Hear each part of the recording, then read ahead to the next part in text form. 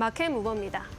원달러 환율이 재차 1,400원대를 돌파했습니다. 환율 1,400원대는 한국 경제에 트라우마를 줄 수 있는 수준이라는 점에서 우려스러운 것이 사실인데요. 일각에서는 트럼프 전 대통령이 공식적으로 재취임하는 내년 1월까지는 환율 1,400원 안착에 무게를 두는 목소리들이 들려오고 있습니다.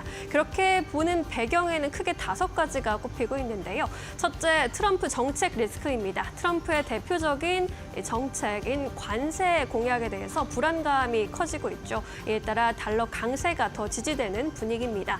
또 미국 경제의 예외주의 현상도 강화되고 있습니다. 미국 경제 나홀로 호황이 이어지고 있다는 이야기입니다.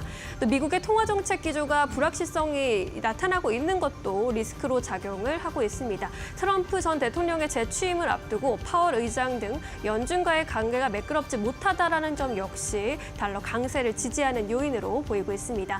또 달러와 흐름에 대항할 통화가 부재하다는 점도 역시 요인입니다. 유럽의 정기 침체가 이어지면서 유로화 약세를 이어가고 있고 위안화, 엔화까지 동반 약세를 나타내고 있는 상황이죠. 또 마지막으로 취약한 국내 경기 여건도 한몫하고 있습니다. 지난 3분기 GDP 성장률 쇼크에서 볼 수 있었던 국내 증시의 모멘텀이 굉장히 약한 상황입니다. 그렇다면 현재 1,400원대 환율을 우리가 어떻게 바라봐야 할까요? 다음 장에서 확인해 보겠습니다. 1,400원대 환율에 대해서 증권가에서는 당장 우려할 리스크는 아니다라는 이야기도 하고 있습니다. 국내 CDS와 신용 스프레드 추이가 하향 안정세를 보이고 있기 때문입니다. 또 국내 물가가 안정세를 유지하고 있는 데다가 또 신용 위험도 크지 않은 상황이기 때문에 여타 주변국들과의 통화 가치와 보조를 맞출 필요성도 있다라는 분석입니다. 또 트럼프의 관세 공약이 진짜로 시행이 될 것을 대비해서 관세 충격을 환율을 통해서 일부 상쇄시킬 수도 있다라는 전망까지 제기가 되고 있습니다. 이에 따라 1,400원대 환율 이 자체에 대해서 지나친 경계감을 갖기보다는 환율 정책의 유연성이 요구되는 시점이다라는 조언이 나오고 있는데요.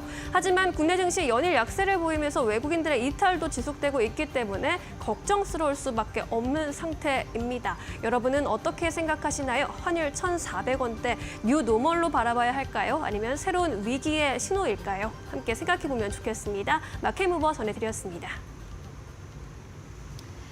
네, 이어서 오늘 시장에서 움직이고 있는 이슈들, 종목들 함께 이야기 나눠보도록 하겠습니다. 오늘도 두 분과 함께 해보도록 하겠습니다. 시신포의 박수범 대표 그리고 이데일리온의 박정식 파트너 모시고 이야기 나눠보도록 하겠습니다. 안녕하십니까? 안녕하세요. 네, 오늘도 두 분과 함께 해보도록 하겠습니다. 오늘은 어떤 이슈로 이야기를 나눠볼까요? 이슈 지금 바로 만나보도록 하겠습니다. 네, 오늘 이슈는 삼성전자가 다시 한번 52주 신저가를 경신했습니다.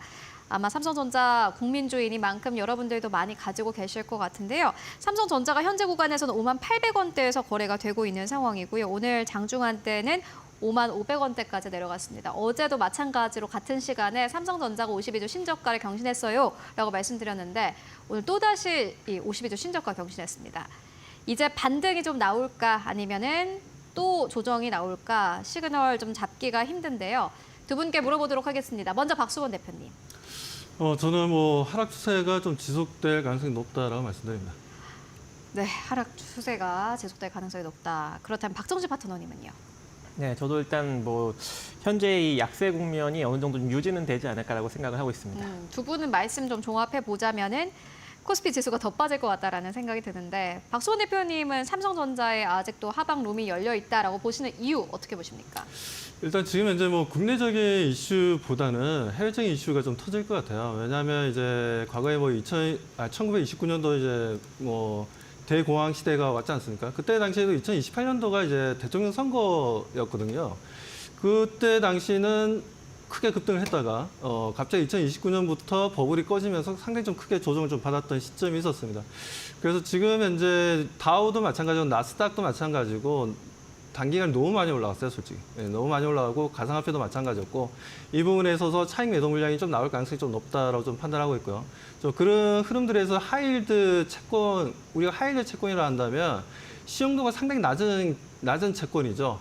기업의 신용도가 낮은 채권을 우리가 하이힐드 채권이라고 하는데 여기에 대한 스프레드 차이도 얼마 나지가 않습니다. 스프레드 차이가 얼마 나지 않는다는 건 그만큼 지금 현재 그 하이힐드 채권에 대한 투자가 계속 이루어지고 있다라는 거예요. 그 수급이 계속해서 들어오고 있다라는 거예요. 그만큼 지금 현재 고위험을 감수하더라도 투자를 하려는 미국인들이 굉장히 많다라는 겁니다. 그렇기 때문에 그런 리스크가 조금 지수가 조정받게 된다면, 다우나 나스닥이 좀 조정받게 된다면 거기서 이제 한번 터지지 않을까. 뭐가 터진다는 말씀이시죠? 그 소위 얘기해서 이제 패닉셀 현상이 한번 터지지 않을까라고 좀 보고 있는 거죠. 그렇기 때문에 뭐 국내 증시가 지금 현재 뭐 유일하게 어떻게 보면 아시아에서 하락 추세를 계속 이어나가고 있고, 올해 같은 경우에는 보게 되면 세 군데가 딱 하락했어요. 다른 데 다 올랐는데 멕시코, 한국, 러시아 이렇게 세 국가만이 하락 추세를 계속해서 유지를 하고 있다는 부분들, 특히나 아시아 쪽에서는 한국 증시만 좀 내려갔다는 부분들, 이런 부분들이 상당히 좀 아쉽긴 합니다만, 그래도 지금 현재 상황에서는 어느 정도 기술적 반등이 나올 만도 한데 그러지 못하고 지금 삼성전자가 계속해서 좀 밀리고 있는 상황이고, 이 부분들은 당분간 유지될 가능성이 좀 높다라고 말씀을 좀 드리고 싶습니다. 패닉셀이 나오더라도 사실 미국 증시는 고점에서 계속해서 머물고 있기 때문에 뭐 그래도 어쨌든 간에 고점을 좀 높여가는 과정이라면은 한국 증시는 만약에 미국에서 패닉셀 나오면은 당연히 타격을 받을 테고, 그렇게 되면 삼성전자도 역시나 마찬가지로 타격을 받을 수밖에 없습니다. 삼성전자 여전히 하방에 좀 룸이 남아있다라는 부분 함께 짚고 왔고요. 박정식 파트너님 의견 궁금합니다. 어떻게 보십니까? 네, 저는 뭐 조정이라고 일단 얘기는 해놨지만 이게 바로 강한 반등이 나오지 않는다는 의미로 이제 이야기를 해드린 거거든요. 이게 좀 계속 지속된다. 그래서 그러니까 이 정도의 가격이 어느 정도는 좀 유지될 것이다. 자, 왜 그러냐면 일단 그래서 저는 뭐 조정 시그널로 이야기는 했지만 매수의 의견이기도 합니다. 그래서 왜 그러냐면 그래요? 일단은 트럼프 정책의 불확실성으로 현재 이 우리 반도체나 아니면 2차 전지 쪽에서 외국인 매도력이 지속적으로 나오고 있는 거 근데 아니겠습니까? 실적도 문제잖아요. 그죠? 실적은 아무래도 4분기부터는 좀 양호하게 진행되지 않을까라고 개인적으로는 생각을 하고 있어요. 왜 그러냐면 HBM3E가 8단과 12단은 현재 이제 삼성전자에서 양산을 하고 있는데 매출 비중이 한 10% 정도 차지가 됩니다. 메모리 쪽에서. 그런데 이게 본격적으로 판매가 확대가 되는 것이 이제 4분기부터, 이번에 이제 엔비디아에 통과가 되지 않았습니까? 그래서 4분기에 이제 본격적으로 판매가 시작하면 이제 매출 비중이 한 50%까지 올라갈 수 있다라는 관계자의 발언도 지금 지속적으로 나오고 있는 그런 상황이에요. 지금 삼성전자 말씀하시는 거 그렇죠, 맞죠? 삼성전자요. 예. 엔비디아에 납품이 되나요? 이번에 이제 통과가 됐다고 언론 보도가 나왔기 때문에 이제 본격적으로 한 4분기부터는 이제 본격적으로 납품을 한다라는 지금 이야기가 나오고 있어요. 가능성이 있다라고 그렇죠, 나온 거 가능성이. 아닌가요? 네. 그래서 현재 4분기부터는 삼성전자의 실적도 어느 정도 좀 반등이 나오지 않을까라고 생각을 하고 있는데, 일단은 도널드 트럼프 당선인의 어떤 정책적인 불확실성으로 이제 임기가 내년 2025년 1월 20날 시작하지 않겠습니까? 그래서 그 임기 시작 날 전까지는 아무래도 이 반도체 섹터의 시세 부진은 어느 정도 좀 유지가 되지 않을까라고 생각을 하고 있어요. 그리고 삼성전자 같은 경우에는 과거에도 지속적인 이제 우상향 기조이지 않겠습니까? 그래서 월봉상 흐름을 보면 120월선 이하로 주가가 내려간 적이 거의 없어요. 지금 보시는 바와 같이 지난 이제 IMF 시기에서도 120월선 밑으로 그렇게 많이 밀리지 않았다는 얘기죠.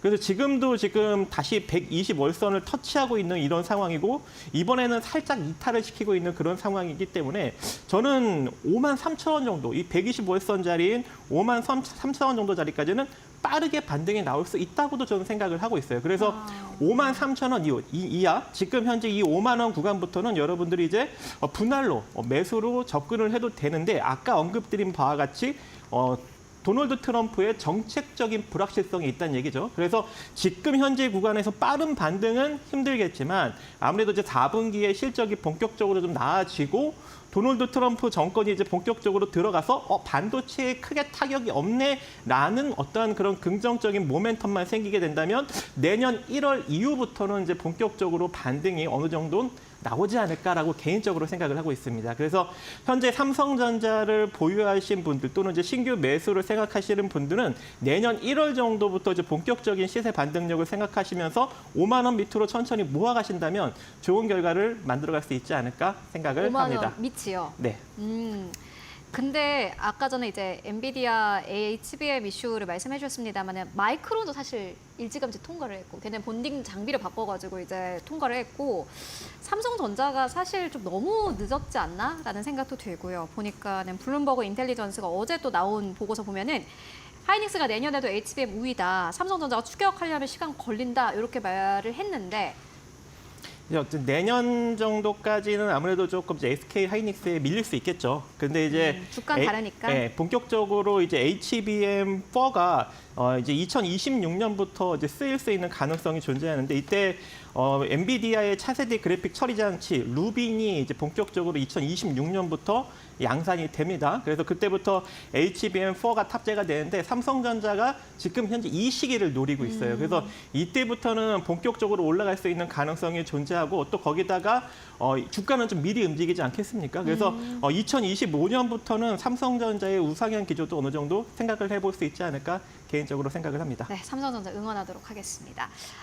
그리고 이제 앞서서 여러분들 이미 하단으로 좀 만나보셨겠지만요. 최윤범 고려아연 회장이 이사회 의장직을 내려놓겠다라고 밝혔습니다. 시장은 이미 알고 있었던 걸까요? 주가는 이미 움직였습니다. 16% 넘게 급락하면서 현재 구간에서도 95만 원대에서 거래가 되고 있습니다.